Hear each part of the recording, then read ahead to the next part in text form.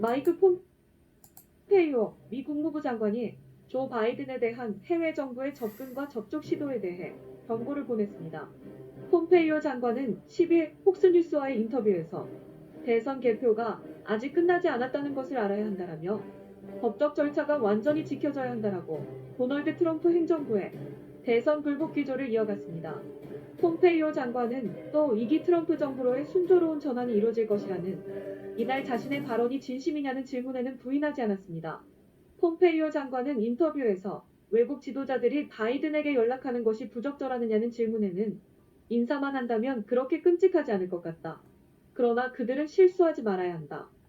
미국은 한 명의 대통령과 한 명의 국무장관, 한 개의 국가안보팀만 있다고 날카롭지만 기품 있게 발언을 합니다. 한마디로 바이든은 아직 공식 당선인이 아닌 민간인이라는 겁니다. 이는 바이든이 영국, 프랑스, 독일, 아일랜드 정상과 통화하며 미국의 대외 관계에 대해 논의하기 시작한 것에 대한 경고로 읽힙니다. 폼페이오 장관은 이어 지난 4년간 이전 정부의 인사들이 무대에서 내려오기를 거부했다. 그들은 지금 치유와 전환에 대해 이야기한다면서 존 케리, 수전 라이스, 웬디 셔먼 등 오바마 정부의 외교안보 인사들의 실명을 거론하기도 했습니다. 폼페이오 장관은 이들이 트럼프 정부와 다른 입장으로 세계에서 활동해오며 그들의 행동은 미국의 이익에 부합하지 않았다는 점이 안타깝다고 말했습니다. 그는 또한 민주당 소속 인사들의 대외 행보가 로건법 위반이 될 수 있다고 지적하기도 했습니다. 로건법은 민간인이 외교 정책에 영향을 미치기 위해 외국 정부와 협상하는 것을 금지하고 있습니다. 민간인의 외국 정부 협상을 금지한 로건법 위반이 될 수 있다는 겁니다.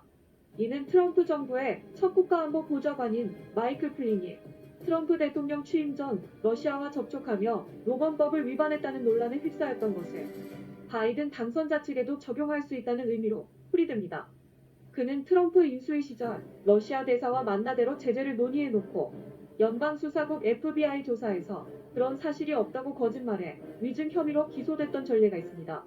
이 때문에 바이든의 외교안보 참모들은 로건법 위반 논란을 피하기 위해 극도로 몸을 사리고 있습니다. 부정선거에 죄목이 하나 더 더해지면 안 되겠지요. 폼페이오 장관은 바이든에 대한 국가정보기관의 일보고 여부에 대해서도 선을 그었습니다. 그는 바이든이 정보보고를 받아야 하는가라는 질문에는 적절한지 아닌지는 국가기관이 법에 따라 결정할 것이라고 말했습니다. 현재 바이든은 미 정보기관이 대통령 당선자에게 해오던 보고를 받지 못하고 있습니다. 미 정보기관을 총괄하는 국가정보국 DNI은 MBC에 바이든이 연방조달청으로부터 당선자 인정을 받을 때까지 인수위 측과 접촉하지 않겠다는 입장을 밝힌 바 있습니다. 한편 폼페이오 장관은 이날 인터뷰에서 2기 트럼프 정부로의 순조로운 전환을 말한 것이 진심이냐는 질문에 기존 입장을 고수했습니다. 폼페이오 장관은 전환은 순조롭게 이뤄질 것이며 모든 투표가 이뤄졌을 때 국민들의 궁극적인 선택을 볼 수 있다고 답했습니다. 이번 대선에 대하여 승리에 확신이 있는 것이겠지요. 트럼프 대통령은 이날 저녁 폼페이오 장관의 발언 영상을 리트윗하며 이것이 폼페이오가 육사에서 1등을 한 이유다 라고 귀여운 트윗을 남겼습니다. 트럼프 대통령 뭐 하나도 놓치는 법이 없습니다.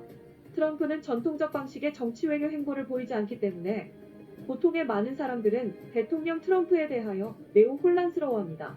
거기에 딥스테이트의 손에 있는 언론도 한 몫을 했지만요. 트럼프 대통령의 움직임을 정확히 이해하려면 손자병법을 꿰뚫고 있는 트럼프 대통령의 상상 초월 전략을 먼저 이해해야 합니다. 손자병법에는 EEJ라는 전쟁 전략이 있습니다. 오랑캐를 이용해 오랑캐를 제거하는 고차원의 병법을 말합니다. 요즘 쓰는 언어로 쉽게 설명하면 자신의 힘은 쓰지 않고 적의 힘을 이용하여 또 다른 적을 제거한다는 뜻입니다. 지금 트럼프 대통령이 사용하고 있는 전략을 한마디로 표현하면 EEJ 전략입니다. 트럼프 대통령이 미국과 전 세계를 조맹무진하며 미국의 적, 세계의 적을 제압하고 무찌르는 모습은 가히 상상을 초월합니다. 그러나 그 적들이 심어놓은 가짜뉴스, 대표적으로 CNN, 뉴욕타임즈, 워싱턴 포스트 등의 주류 언론에서는 애써 트럼프 대통령의 행보를 왜곡시키고 폄하시키고 희석시키려 안간힘을 씁니다. 타협하지 않고 자신들을 붕괴시키는 무서운 트럼프이니 어찌 보면 당연한 마지막 발악입니다. 진실을 모르는 이들이 볼 때 트럼프는 좋게 말하면 기이한 사람, 최악으로 말하는 이들은 입에 담지 못할 정도로 트럼프에 대해 말합니다.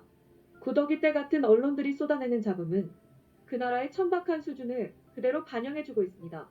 트럼프는 한국주들의 가벼운 입놀림의 대상이 될 수 없습니다. 그는 보통 사람이 범접할 수 없는 해안과 깊은 철학을 가지고 있습니다. 그는 독수리이고 언론은 참새들이라 생각하면 됩니다. 트럼프는 언젠가 나는 내가 옳다고 생각하는 것, 정의라고 믿는 것에 대해 끝까지 투쟁하겠다라고 말했습니다. 그의 마음에는 그가 옳았다고 생각하는 것, 정의가 무엇이라는 것이 이미 자리에 있습니다. 그리고 그의 주변에는 그를 믿고 따라주는 이들과 그를 위해 기도로 지지해주는 많은 이들이 있습니다. 그는 지금 그들을 위해 싸우고 있는 것입니다. 이제 시작인 것입니다. 그가 어떻게 싸울 것인지는 그만이 알 것입니다. 이틀간 골프 치고 여유있게 백악관에 들어와서 하나하나 정리해가는 트럼프 대통령입니다. 그렇기에 이러한 폼페이오의 경고는 단순한 경고가 아니고 현실이라는 것을 알아야 합니다. 이미 대선 경합주인 노스캐롤라이나주에서는 승리했다는 새로운 결과가 나오고 있습니다. 미국의 선거 예측 사이트인 데시전 데스크 HQ는 트럼프가 15명의 선거인단이 걸린 노스캐롤라이나에서 승리한다고 예측했습니다. 개표가 98% 진행된 노스캐롤라이나 비공식 집계에 따르면 공화당 후보 트럼프 대통령이 273만 4천 표를 얻어 민주당 바이든의 265만 9천 표를 약 6만 5천 표 차로 앞서고 있습니다. 펜실베이니아, 미시간, 애리조나 등도 트럼프가 다시 이기거나 부정선거로 인해 전체 무효화될 가능성이 높습니다. 또 하나, 개표 차이를 단순 실수나 착오로 넘기기엔 부정선거의 증거와 증인들이 너무 많아 조직적인 부정선거로서 판결날 것입니다. 바이든뿐만 아니라 민주당 전체 조직이 총동원되어 부정선거가 자행됐다고 봐야 합니다. 현재 미국 내 가장 높은 시청률을 보이고 있는 폭스뉴스에서는 선거 전문가를 출연시켜 부정선거의 의혹을 계속 보도하면서 펜실베니아와 미시건, 네바다와 아리조나 등의 부정선거 증거들도 지속적으로 소개하고 있습니다. 그런데 사이로 총선 부정선거 의혹을 철저하게 외면했던 국내 주요 언론들은 결국 미국에서도 부정선거가 터져나오자 화들짝 놀라 혹시라도 트럼프가 부정선거를 밝혀낼까 노심초사 발광을 하고 있습니다. 며칠 전 강경화가 방미를 했습니다. 이 난리통에 무슨 방미인가 싶었습니다. 외교가에서도 강 장관의 방미 계획 발표 일보. 왜 그것도 지금? 이라는 질문이 끊이지 않았다고 합니다. 문재인도 부정선거가 드러날까봐 마음을 졸이고 있는 것이겠지요. 아니면 남편 만나러 미국에 간 것일 수도 있고요. 외교가 장난입니까?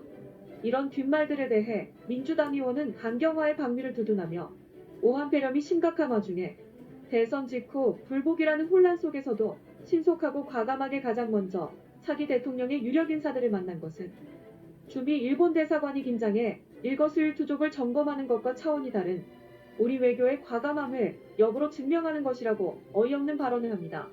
폼페이오 장관의 시의적절한 발언을 보다가 대한민국의 언론들과 정치인들 하는 짓들을 보니 정말 수준 차이가 확연히 드러납니다. 대한민국은 부정선거의 의혹을 수없이 외쳐도 묵살하고 선봉에 있는 민경욱 의원은 국제망신이니 바보짓이니 하는 등의 맹폭을 당합니다. 하지만 미국은 다릅니다. 트럼프 대통령과 그를 지지하는 자들은 끝까지 정의의 편에서 외칠 것입니다. 오늘도 자유민주주의